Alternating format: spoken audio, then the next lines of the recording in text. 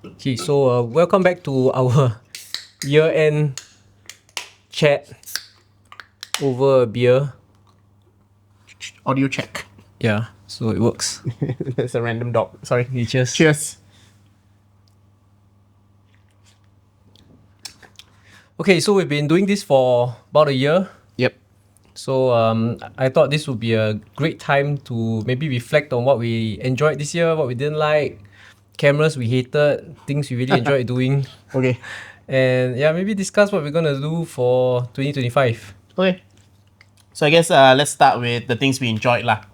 Yeah. Okay. So what are the videos maybe you enjoyed doing this year so far? Actually, I think the most interesting video that we've done this year is actually the I2 video.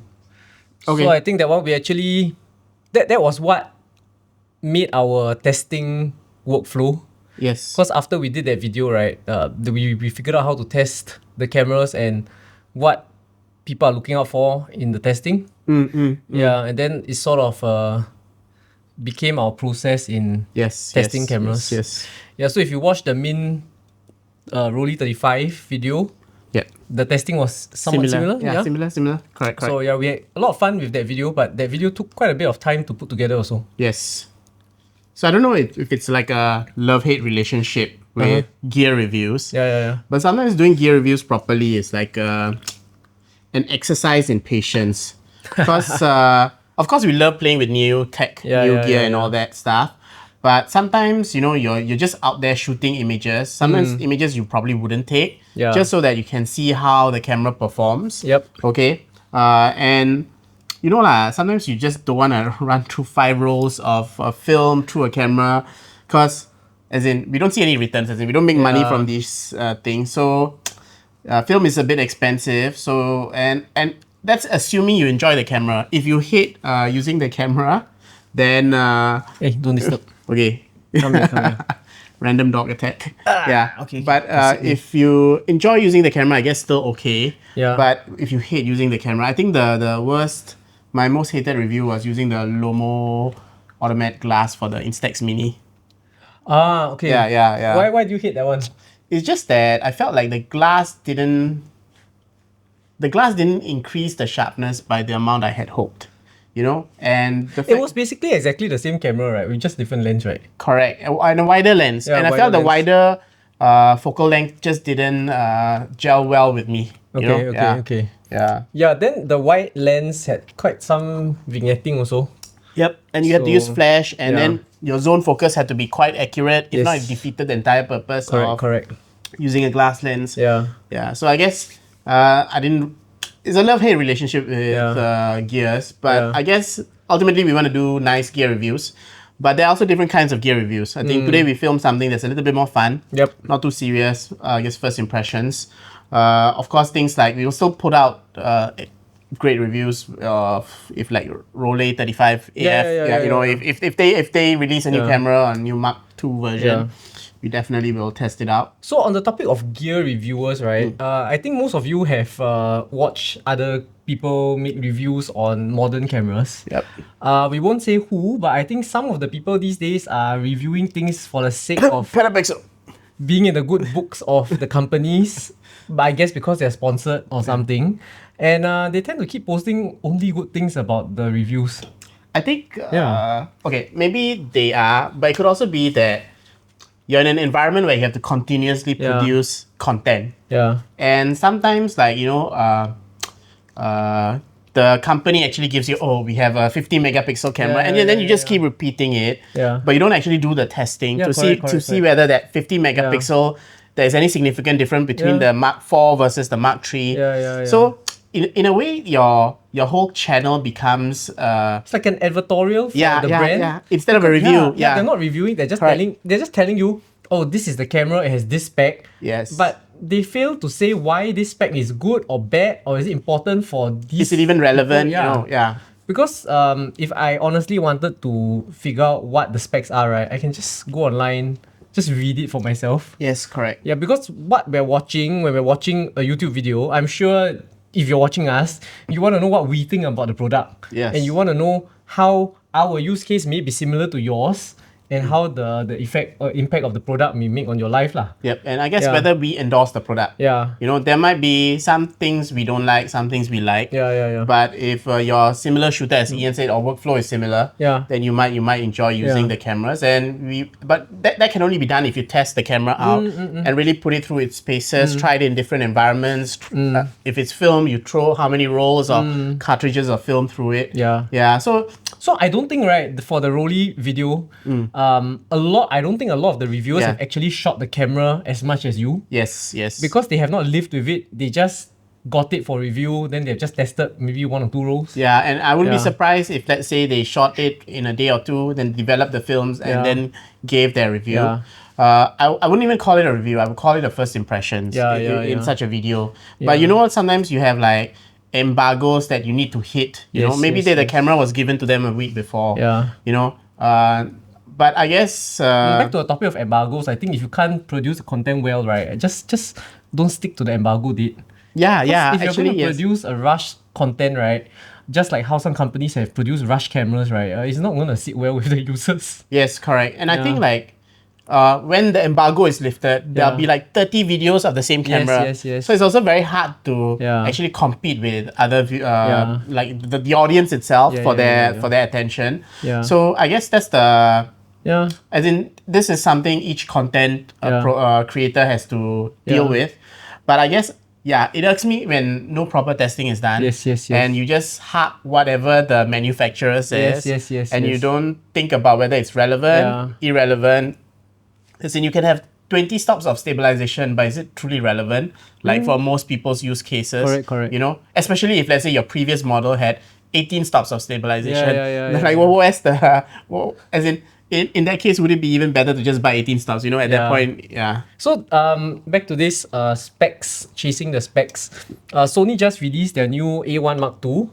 Okay, so the consensus online is that the camera is totally not worth it.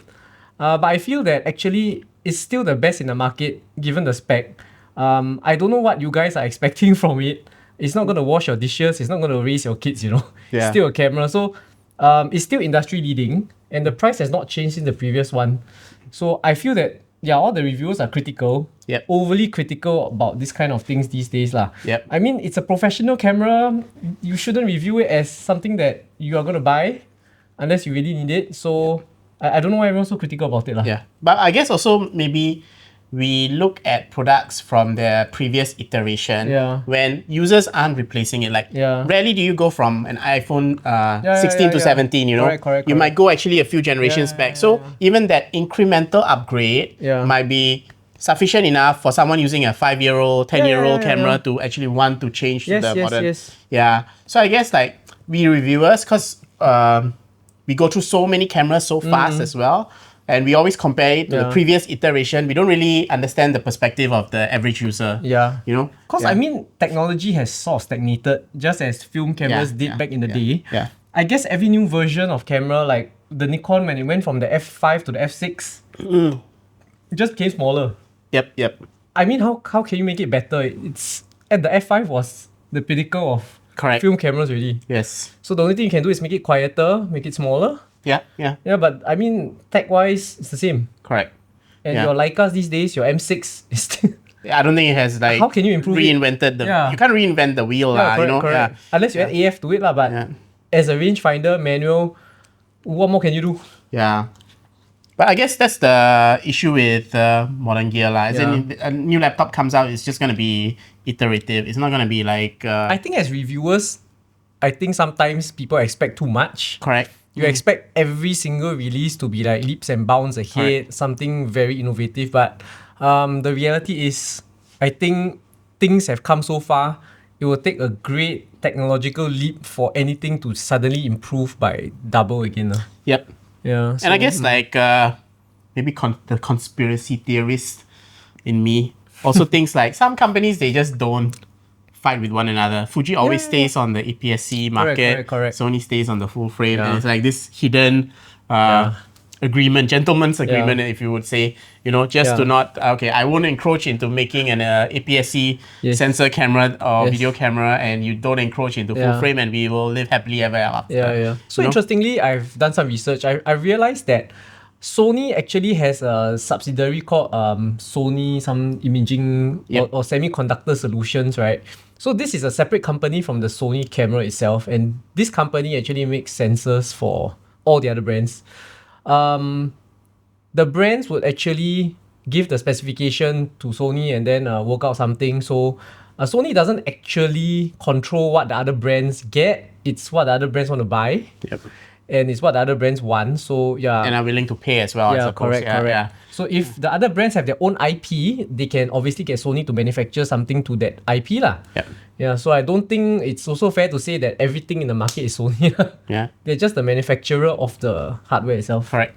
But I'm sure like Sony also leases their own sensors out. Yeah. But I would think if, let's say I'm a competitive company, if I'm Sony, I would never lease out my top gen sensor to you. Maybe I'll lease my 1 gen older sensor. Yeah. And the top gen, I'll keep it for the parent company, But I wouldn't be surprised. And if they have that manufacturing capability, they probably are able to build anything, customize it to each manufacturer's desire. Yeah. So I think the same can be said nowadays with film manufacturer. So there are a lot of brands out there, but basically everything is just Kodak. Everything is Kodak, Fujifilm, or I guess Orwo, or Ilford. I think now everything is Kodak. Even Fujifilm is Kodak now. Yeah. But I guess this is a love-hate relationship we will continue having as we make more gear reviews in the future. Is there any other videos you really enjoyed making? I think the camping one was fun. Yes. The video wasn't the fun part. The fun part was going camping. Yes. The video was an afterthought. Yeah. So I think we should probably try doing more such things. Maybe we can go camping in other parts of Singapore. Yeah. I think camping is one of those things we just don't have access to easily in an urban city like Singapore. So I heard you can start fires at Pulau Ubin. So you can start fires for cooking, not fires. For designated areas. So I think that's part of the whole camping primal aspect. You just want to throw wood into a fire and stare at it. So I think maybe we'll do a Pulau Ubin episode sometime in the future. I think some of you might like it. If you would love to see that, comment down below. Yeah. And one thing that I think I would really like, but I haven't done it yet, would be the video where I actually went to Africa. Few months ago, just last month. So I think that was a very nice trip. Opened my eyes to a lot of things regarding photography and going out there and really using your gear in the field. Because after watching countless reviews, right, the reality is nothing like what people say. Yeah. And I guess this is the problem with reviews as well.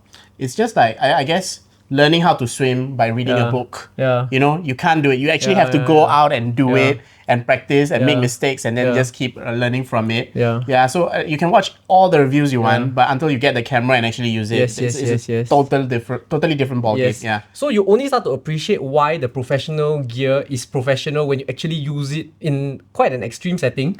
If you're an armchair reviewer, like most of the YouTubers that just say that this new camera is expensive for no reason, right? They actually haven't really used it. They fail to realize why it's expensive. Maybe it's because it's so robust, it's waterproof, the ergonomics is better for a certain use case. Yep. And they don't get it because they haven't tried it. So I think it's very important for reviewers to actually try it before actually saying anything about it. Yep. I guess things like weather sealing is something that's completely underrated. Yeah. But that can be the difference between making your camera gear work in the right environment, Yeah. And that could mean you getting that picture, award-winning shot. Yes. And there are a lot of photos, right, that I had to take in really, really bad lighting conditions. Yes. So you do need a very, very good modern camera body with a good sensor. Because if you use your 10-year-old camera, right, sad to say you will not get the shot. Yep. It will be a mess. Yeah, and you'll need a tripod as well. Yeah. Yeah, and a tripod is one of those things. I know we said it's the most boring episode recently, but it's one of those things that is underrated. Yeah, and I think that's why like a lot of large format photographers still employ a sturdy tripod with the least amount of vibration. So that it actually, you can nail the shot. You know? Even though it's landscape photography, you don't really have fast moving objects or stuff like that. Yeah. Also, the topic about tripods, right? I realized why heavy tripods exist. Because yesterday I tried to take a photo of the moon with a very long lens. Then at that angle, right, the small tripod head was just like slipping. So I had to take out the bigger tripod. Because it's not just the weight where you just place it on, it's when you actually put it at some funny angle that everything gets super stressed. Correct. Yeah. The ball, the gears, Yeah. everything. Yeah. And it may even tilt it. And then Yeah. you factor in wind. Yes. Yeah. So all this really does come into play when you want that image you want to blow up to such a big size to post or crop or even print, you know? Yeah, so you really need to, I mean, over compensate for the gear sometimes. Yes. Because sometimes when you really need it, you really wish that you had this bigger tripod. Yep. And I think for you also. Yeah, so I actually recently got a Leo Photo tripod. Hopefully it helps with the large format photography. Yeah. So that's one area I want to do a bit more next year. You know, I want to shoot a bit more large format photos. So for those of you who've been drinking with us, I'm on my second can. Make sure you're on your second can too. Gotta stay hydrated. Yes. Okay. Yeah, but as I was saying, I want to take more, not necessarily landscape photos, but I want to take more large format photos. I just recently acquired a scanner that can finally scan my 4x5 images that I've been self-developing. So maybe we'll do an episode on self-developing and scanning your film. My previous scanner wasn't able to fully scan 4x5 negative. So what I did is I scanned half of it, or rather I scanned one third. Then I use the software to stitch it like a panorama. And it's very tedious. It's very tedious, a bit hit and miss because each strip is exposed slightly differently. So so that's tedious. Yeah, it's a bit troublesome. So now I have a 4x5 scanner. Okay. Hopefully can take more images. Can you scan bigger than 4x5 or? I can actually scan 8x10. Ah, okay. Yeah. Yeah, actually I like going out to take photos, and actually I like when he uses the 8x10 or 4x5. Yes. So it's quite fun just looking at him do it without actually doing it. Because doing it is not so fun. Yeah, and carrying all the weight but I guess it's an exercise in patience. I don't know, maybe when we do the camping episode, if we have enough space, I might consider bringing the 4x5 out. It might be interesting episode, you know? Yeah. And also, I think next year we should try and plan some overseas photo trips. Yeah. I'm planning to go to Indonesia. Maybe to... You're going Bromo, So we're thinking of going there again. Yeah, I went there this year already. Really liked it. So maybe next year we'll try and go back there, see some landscapes and some birds. I don't know. Yeah. So I think I found my calling in photography already. I just realized I don't know how to take pictures of people. Yeah, he's become a elder millennial boomer, you know. So I don't know whether he can still run this channel, but he started birding actually. I'm okay with taking photos of people. I just don't like taking pictures of people I don't know. Like, you know, street photos with people. Okay, yeah. If they're like blur, I'm okay, but you know, yes. Like it's just someone you don't recognize, and I guess consent and all that also comes into play. You know, I don't really like printing out a shot of somebody who I have no idea who it is, then hanging on my wall. Like Bruce Gilden, right? Yeah. So that's not that's what I've discovered. I do not like that. So I like everything else. But I guess bird photography is also a very niche, and also requires an exercise in patience. You know. My bird photography, right? It's not like bird photography for normal people. I just keep going to the zoo. Okay. So he's been going to the bird paradise, right? It's called the bird paradise. So now he's like a loyal member, or what do you call it? Yeah, so I bought the annual pass, and I go there almost weekly. So putting the cameras to good use, and it's quite nice to take photos there actually, because it doesn't really look like it's a zoo, because the enclosure is so large, birds are everywhere, and interestingly, right, it's like going into a wild environment, because you will not see the same birds every day. Yes. Because sometimes you really cannot see certain species, they're hiding somewhere. Yep. And then another day you go back, right, they're all out. Yep. It's just luck, you know, and that's the part and parcel of like animal photography in general. You have to be lucky. Yeah. Even if you're lucky to see the animal, it might not be a nice shot because the angles might be off, or the bird is not, or animal is not looking at you. Yeah. But I guess next year, hopefully we can do a bit more of that. I guess animal photography would be quite interesting. What about astrophotography? You did a few episodes with... So we went to Bintan also this year. That was quite fun. We managed to get some Milky Way shots. So I would like to do that again, but I have to wait for the season. Yes. Because it's only a certain season where it's the cloud visible. Cloud cover is there, right? Yeah. And also the weather in Singapore is pretty not good for viewing stars, because it's always cloudy and there's so much light pollution. Yes. Yeah. Yeah. So sad to say we got to spend money to get the shots. Yeah, and it's camping also we have to go Yeah. elsewhere. I don't know about our viewers. Is there any episodes or like videos that you guys really enjoyed or hope to see more of next year? You can let us know. Yep. We'd love to actually do something that you all appreciate as well. I guess over this last year also, we got the chance to play around with a lot of cameras, a lot of gear. Yes. Some of them lent to us by viewers. So I think Yeah. the nice thing about this channel or an incidental benefit of this channel has been people reaching out to us.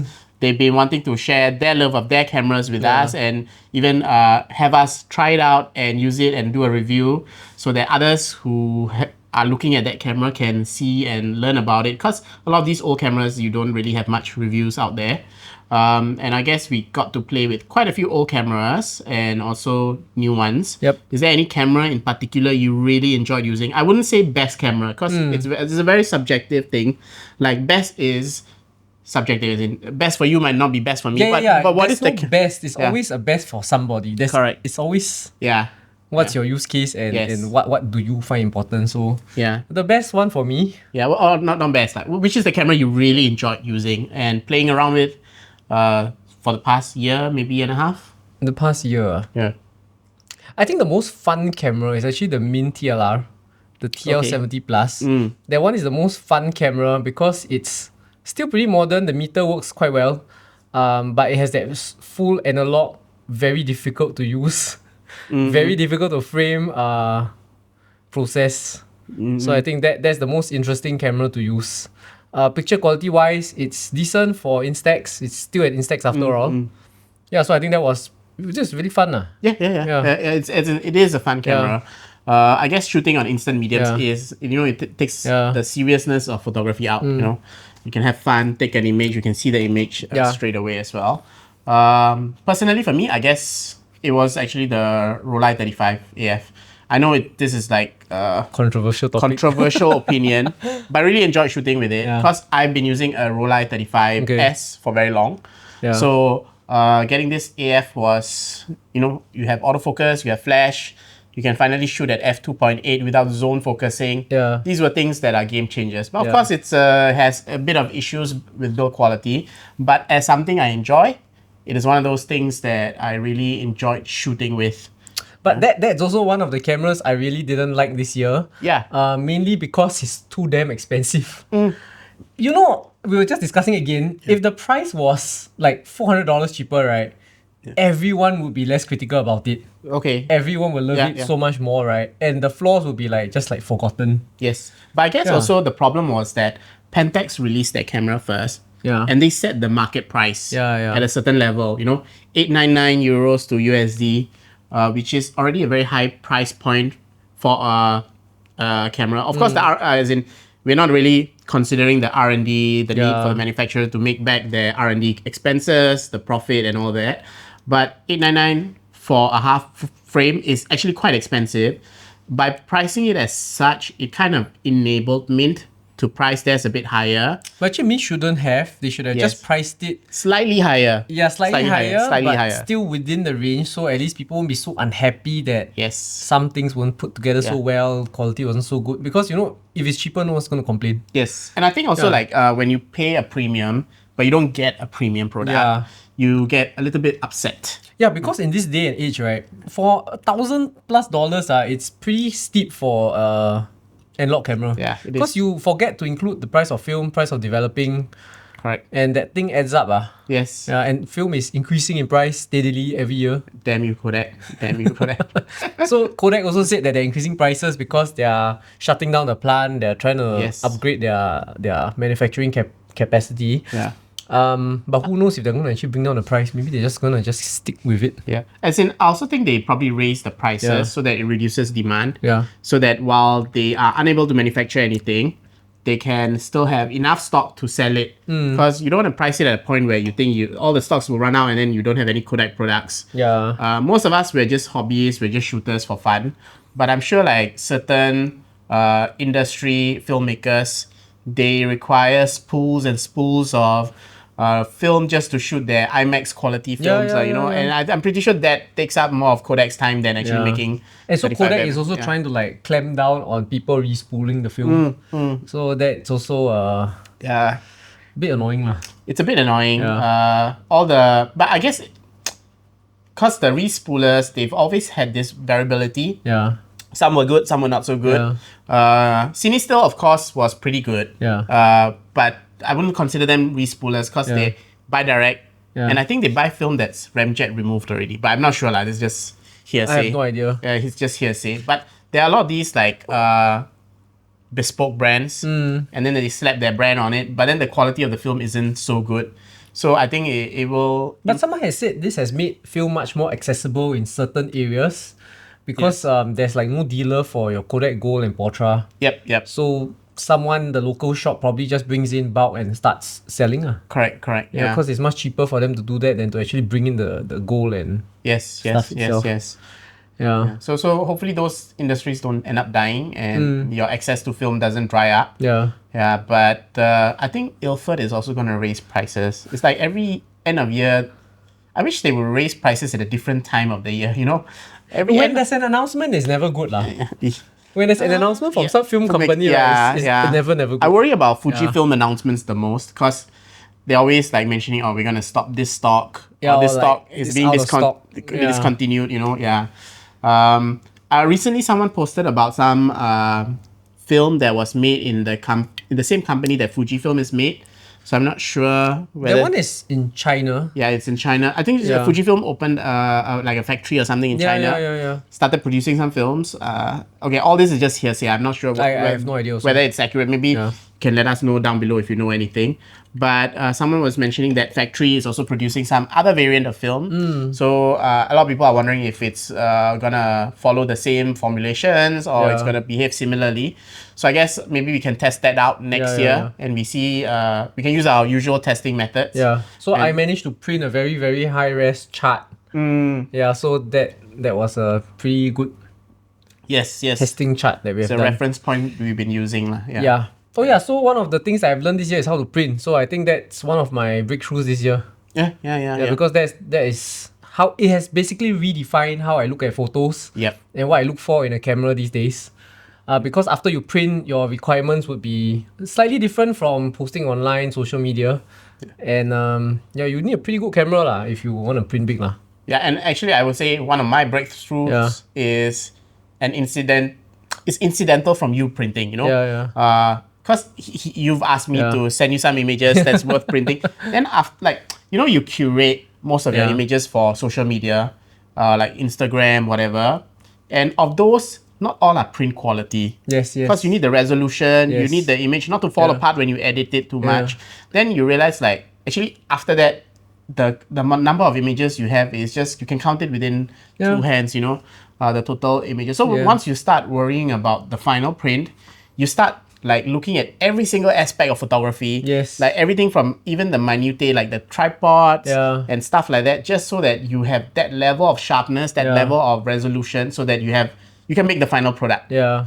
It's like previously you used to be like, can use Ultra Max, but then no, you have to use low ISO film. Yes, yeah, correct. Or you can use Portra 800, but now you realize there'll be too much grain in your final print, So you need to use I don't know. Yes, and you need to use a tripod, and you're gonna be that weirdo who carries a tripod everywhere, Yeah. Or you could make up the lack of tripod by buying a high-end camera with good stabilization, good resolution. So the expensive cameras exist exactly for this reason, for the people who need it lah. But don't slam people who buy expensive cameras lah. Maybe except Leica users. I don't know, but the Hasselblads are pretty good. The Hasselblads are pretty good landscape cameras. Yeah.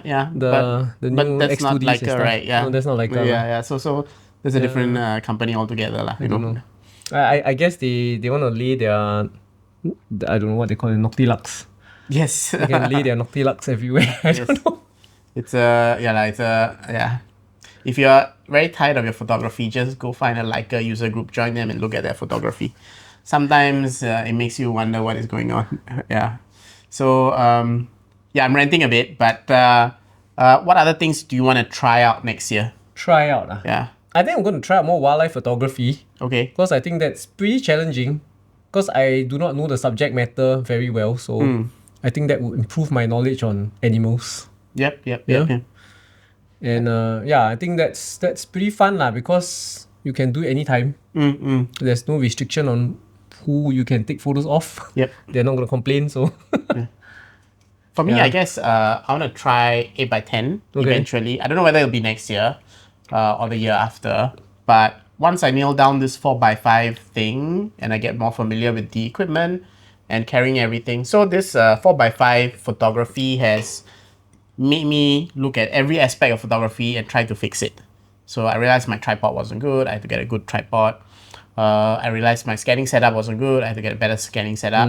I realized like even things like film, procuring 4x5 is not that easy. the film is very expensive. I just realized if you were to buy sheet film, right? Yes, yeah, it's not Yeah. cheap. It's like I think even the cheapest, which is Forma Pen, I think 50 sheets is about slightly more than $100 or slightly under $100, somewhere around there. Don't even go to Portra or something. Yeah, like no, that. if you go Portra, it's like 10 sheets for an equivalent price. Yeah. Yeah, so it's like you lose all that. And then not to factor in the development and scanning fee associated with these films. Then, of course, you have also the camera itself. You get the camera, you get the lenses, you need to get separate lenses, lens board, you need a loop, you need accessories, you need a shutter cable for everything, you know. So a lot of incidental expenses that I wasn't really anticipating, so it wasn't really a well thought out decision. But I think with all sorts of photography, right? The one that has the most incidental cost is this kind of large format stuff. Correct. Because like you really need all those strange little parts and things. It's not like you can just buy a camera and that's the camera, right? Yes. It's like camera and lens. Then he's like camera, lens, and the board, and the shutter. I don't know. Film holder just to Yeah. hold the film, you know, stuff like Yeah. that. Yeah. So I guess but I guess it's one of those things you just have to suck it up like if you want to do it. But I guess my jump to 8x10 now will be a lot easier because I think that the medium format to 4x5 was a huge I mean, the jump. camera's totally different, what? Yes, It's not a camera anymore. It's like parts. Yes, it's not very codified. Yeah. It's not like a Nikon camera, you know, you get an F mount, you just get an F mount lens, Yeah, you yeah, can yeah, definitely. Yeah, this is worse than the Leicas when they had the different mounts. Yeah. So and the Leicas terminology is also damn weird. Yes, If you're yes. into the vintage stuff, right? There's so many versions of so many different things. Correct. Also, like, maybe I guess in the past year, we've played around with cameras we didn't like. Yeah. So what you So, didn't like? Okay, so the problem is, even the cameras we didn't like, I felt were cameras we wanted. The cameras we really truly didn't like or didn't want are a separate category altogether because we wouldn't even have borrowed them to test it out. We wouldn't even have bought it to test it out, you know? Yeah, so no surprise, I think if I had to take all the cameras I did not buy and not test it out, but it's kind of funny because you haven't tested it out, so you don't really know whether you will hate it. But I guess it's the Nana camera too. When I look at it, it just doesn't appeal to me just in a any scam. way. Yeah. So it's basically just a scam. It's like saying like, oh, I have redesigned the disposable camera. Yeah, so as in, and I think I saw an article, I think I shared with you. Yeah. It was like, some people claim it's to be like a upgraded version of an old camera. Yeah, it has not interested me at all. It's an upgraded version of a disposable camera, okay? Reloadable camera. A reloadable camera. Yeah. That's what it is lah. It's not an old camera that they've upgraded. That's the Rolei 35 EF. Yes. Uh And I yeah. would say more thought has been put into that. yeah. Because the housing is a bit different. And then just because it's a different size, Yeah. a lot more thought has been put Yeah. into that, lah, you know? Yeah, so I guess even at this point, the camera that I really don't want to try playing with, as in, who knows? As in, if someone is going to give me the camera, I'm definitely going to test it out and play with it. Yeah. But I've had no like desire to go and actually try to find someone who has the camera or someone to procure the camera from, you know? Yeah. Yeah. What about you? Is there any camera like you really don't really care for? Don't really care for. Okay. Yeah. This will be a bit controversial, but I really do not care about the Fuji X106. Okay. that camera to me is just a hype train because the 5 it's basically the same thing. Yes. As in, I guess because maybe we see it as Yeah. the incremental upgrade. No, they increased the resolution of the sensor. They did not change the lens. Yeah. Then it's like, for what? Yes, so this is one of Yeah. those things actually film testers or not just film testers, like any reviewer should test out. Yeah. They should take an older model, a newer model, take the same scene, see whether that bump in resolution has any improvements despite the lens being the same. Yeah. If It's a marginal improvement, Yeah. which is not significant. Yeah, so and it's not worth the premium you're The paying. premium is a lot. It's now still retailing for 2,005 Singapore dollars. yes. So it's still a pretty expensive camera for what you're getting lah. Yes. Which is also what I do not like about the camera is because it's so expensive. And you're getting quite poor value for money with that lah. Correct. And I guess it comes back to the point. There's no bad cameras per se. They're just priced wrongly. Yeah. So I would say even the Nana camera if it wasn't priced at that price point, I think most people would still find it acceptable. You know, a reasonable camera. You know, if it was even maybe half or a third of the price. you know? Yeah, and even your Fujifilm X106. Yeah. If it was priced at the same price as the old one, I would have no complaints. Yeah. Because it should be an upgrade. It shouldn't be like more premium because it's the same thing but upgrade. I mean, you expect an upgrade, right? Yes. For the same amount of money. Yes. Yeah. So I guess there's no real like bad cameras. They're just not priced correctly lah. Because if let's say I sold the Fuji X106 for $10, everyone will be raving about it. Like, this is the best thing since sliced bread. You know, this is a camera that's really value for money. You know, stuff like that. Yeah. So it's as long as you iron out the price, every camera becomes good. Yeah. But that's the funny thing about how, you know. Yeah, like to me, the price of the Rollei 35 AF is way too high. Yeah, but I feel it's okay. But I can understand where some viewers feel like, you know, you pay a bit more, you can get like a GR3. Yeah, you can get a lot of... Or you can RX100. get a vintage Rollei 35 No, for sure. cheaper. For sure. But of course, there are certain... As in, I see the value in that premium. Yeah, but some people may not.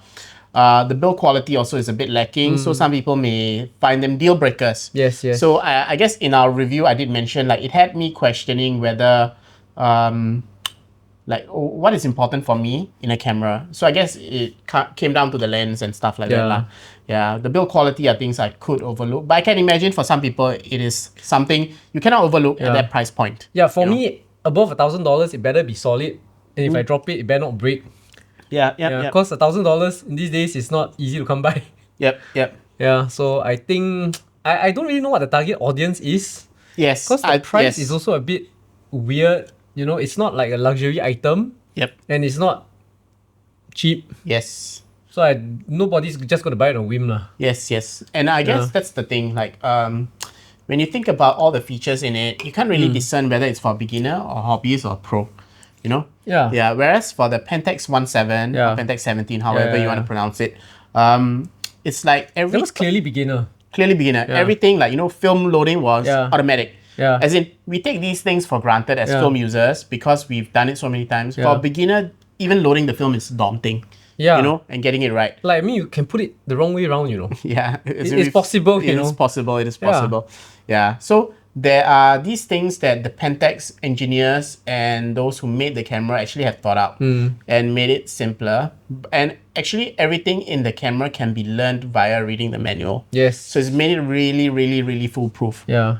And then there's like pictures everywhere to be like the focus, right? Yes. It's like the mountain, the man, or the, you know, that kind of thing. So you can't really mess it up unless you're just messing around. As in if you can mess up using that, then... And the best part about the Pentax, right, is that it still has an auto mode. Which means that if you don't know what you're doing, just put in auto, the picture will come out fine. Yes. Whereas the Min, right, there is no actual auto mode. It's always in aperture priority. Correct. And then you have to always double check that the exposure is on point, but the LCD is always blocked by your finger that's going to press the shutter. So these are things that wasn't really thought out. Had they actually had proper user testing, I think they would actually ironed it out, you know. They should have just made it like automatic. No. I think automatic is fine, but the problem is like when you're at f2.8, you know, sometimes you... Okay, no, let's not use f2.8. Let's say I'm at f8.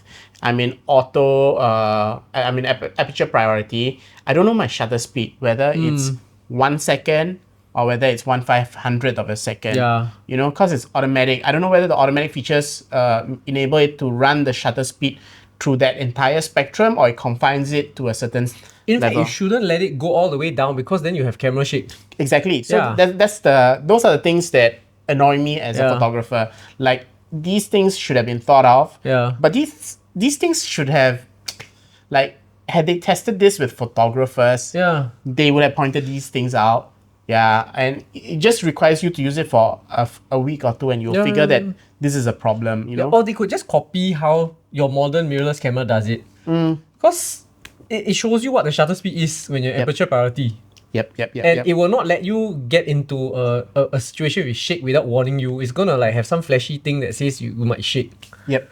Or they could have Yeah. done like a conical hexa. Yeah. You can actually set a minimum shutter speed. Yeah. So it wouldn't go beyond that. You know, if it's like, you can set it to 1/30. So Yeah. anything slower than that would not, as in, it will just reflect as 1/30. Yeah, it will yeah, shoot as yeah, 1/30. And you can be pretty darn sure that you will still get the shot. Yeah. It'll still be sharp. It may Yeah. just be overexposed. And all of this, I think, is entirely possible because there's some electronics in it.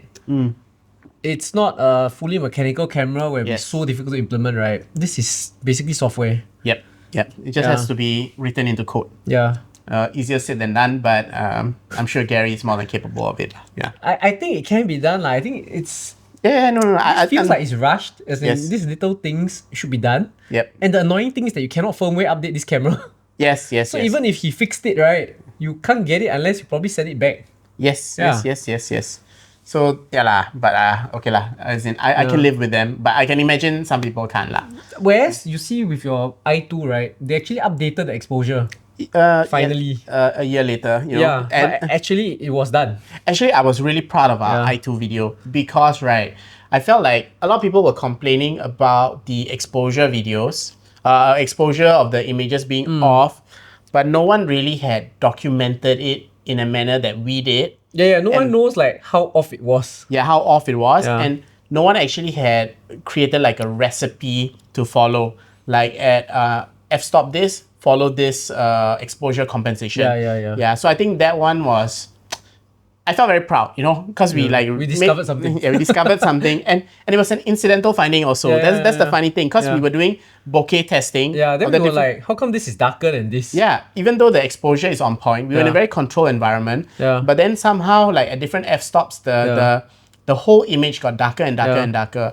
Yeah. So I felt very proud, and I felt like this is how testing should be done. You know, just do the testing. You're gonna find things while you use it that maybe other reviewers won't point out. Yeah. And I guess that will add value to our viewers out there like yourself. Yeah. You know, and hopefully that will help you make a decision whether that's the right camera for you. You know. Yeah, or if let's say these are issues that we pick out, you can also decide whether these are deal breakers or not. Yeah. Yeah, so I hope to do more reviews of digital cameras next year because I've been very lazy with doing more videos because the analog stuff keeps me quite busy lah. Yep. So we'll see if we have more time for me to review more other things, and that might be quite interesting. Yep. Yeah, for people who still use digital cameras here lah. Yep. So I guess maybe you guys can share with us whatever you guys have enjoyed from us in the past year, or whatever you've hated as well. Yeah. We're quite open. We don't delete comments unless it's spam. And if you look forward to certain episodes next year, you can let us know down below as well. We'd be more than happy to listen. If it's within our means, we're more than happy to actually try it out and do it. Yeah, so if you enjoyed this episode with us, do like and subscribe, and we'll see you in the next episode of Midlifers. Bye.